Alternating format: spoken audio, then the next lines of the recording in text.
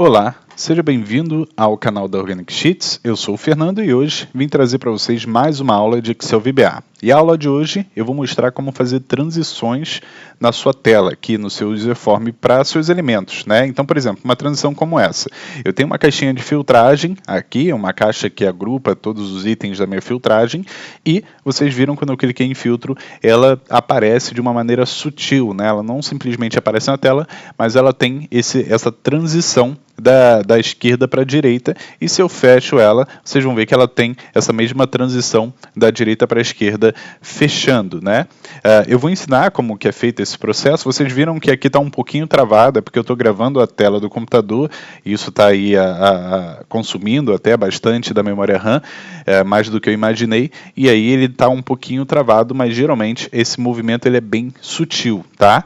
E eu vou ensinar para vocês como fazer isso nessa aula de hoje. Então veja bem o contexto. Eu tenho aqui um formulário, esse formulário eu tenho uma questão aqui que é limitação de espaço, e para fazer essas filtragens, eu coloquei 4 tipos de categoria de filtro aqui, eu teria que arrumar um espaço aqui para poder colocar esses campos de filtragem na tela, ou eu teria que criar um outro formulário. Tá? O meu objetivo aqui não era criar outro formulário e nem poluir muito a tela e nem expandir mais a dimensão da minha janela.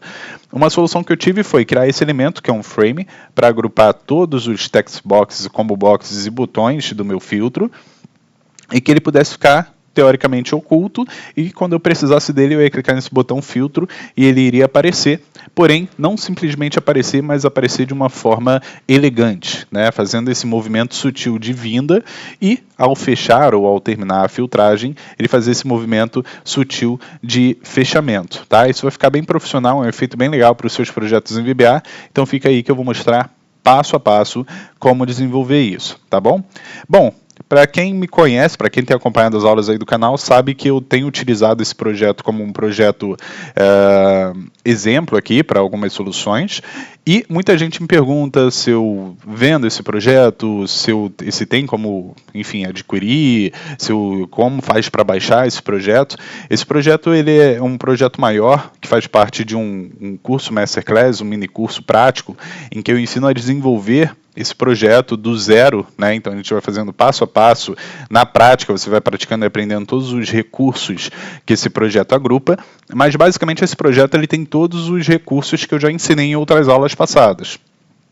Quer dizer, quase todos, né? O gráfico aqui interativo eu só ensino no curso VBA Web Connect Pro, e nesse curso em si eu vou ensinar a criar esse gráfico daqui, esse gráfico interativo, tá? Então, por exemplo, se eu mudo aqui para 2020, eu falo que ele é interativo porque aqui os dados se remontam e ele mudou aqui as informações para as informações de 2020 dinamicamente. Então é isso que eu vou ensinar, esse resultado aqui final que eu vou mostrar como desenvolver, né, nesse mini curso. Eu vou deixar o link aí na descrição, tá? Então se você tiver interesse, acesse o link na descrição, vai ser bem acessível para que vocês consigam aí fazer bom proveito e consigam aprender o passo a passo desse desenvolvimento, tá? Tá bem bacana, bem detalhado o nosso curso em si.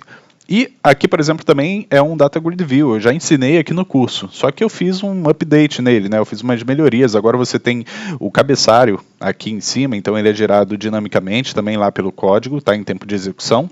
Eu tenho esses controles aqui que são os status, que eles também são em tempo de execução. Então, por exemplo, quando está verde é pago em dia, quando está amarelo que foi pago em atraso, ou seja, foi pago depois da data do vencimento, quando está vermelho é que está em atraso e ainda não foi liquidado, tá? E se tiver azulzinho é que ainda está no vencimento, como por exemplo, eu vou vir nesse daqui, nesse quarto aqui, deixa eu ver aqui, vou clicar aqui em editar, vou colocar a data de vencimento para dia 27/12 e vou tirar a data do pagamento, que aí ele vai, alterei, beleza, ele alterou com sucesso, vou dar OK, e agora se eu voltar aqui, beleza, ele vai ficar nessa corzinha daqui, tá? Pendente. Então essa corzinha é a nossa cor principal, esse azul meio arroxeado, esse anil aqui.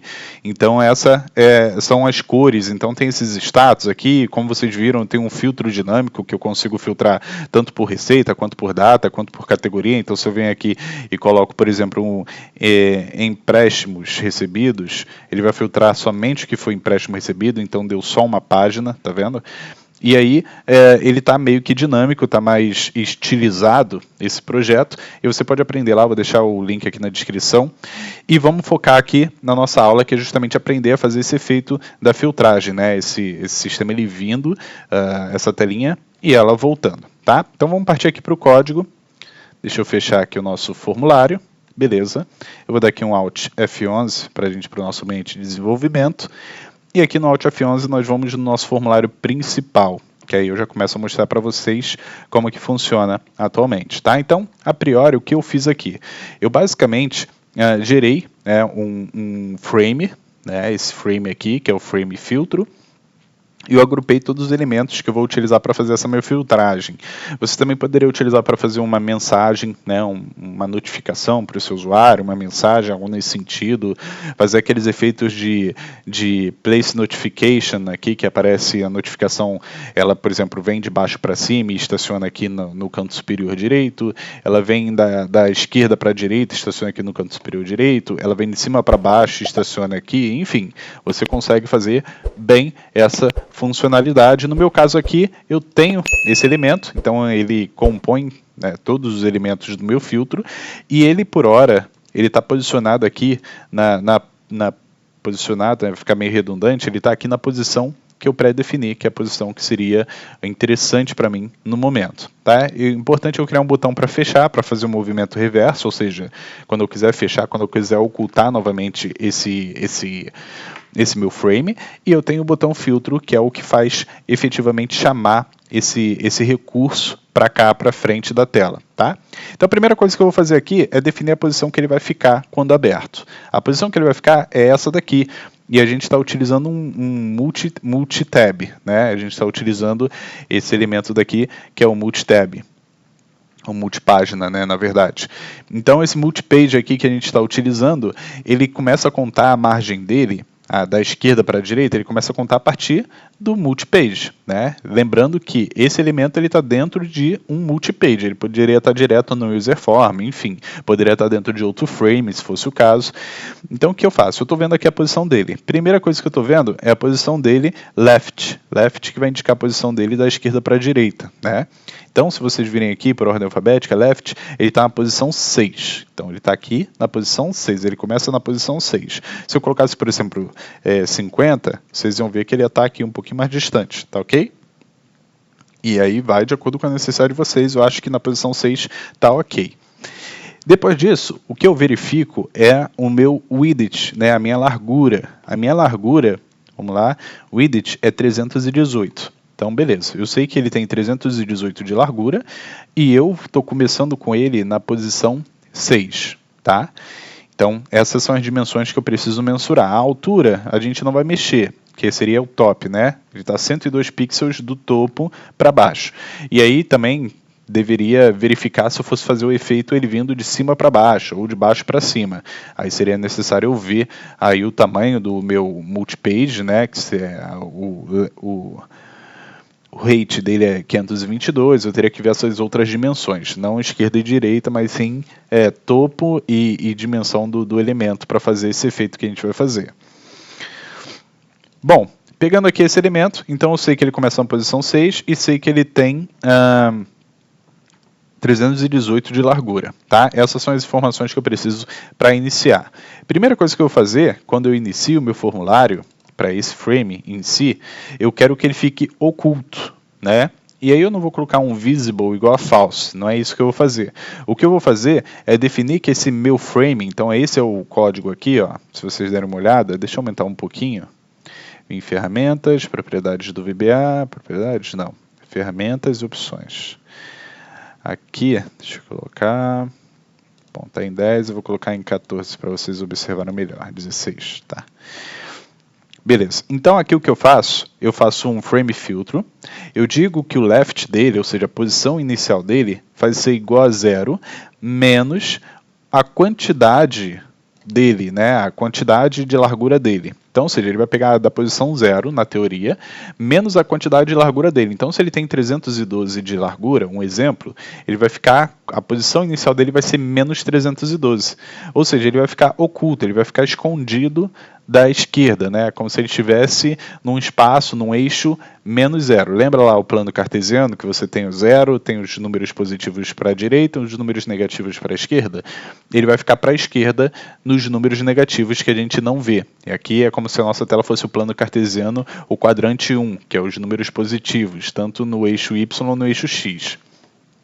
E se eu estiver complicando, é só você prestando atenção aqui que você vai conseguir entender, tá? Porque quando a gente coloca a matemática no meio, tem muita gente aí que já começa a ficar louco aí, porque não tem aí muita aptidão com matemática.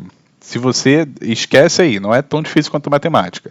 Vamos lá, então basicamente estou dizendo para ele que ele vai ser menos o valor da largura dele para a esquerda. Então, ou seja, ele vai ficar bem oculto, né? Ele vai ficar como se não.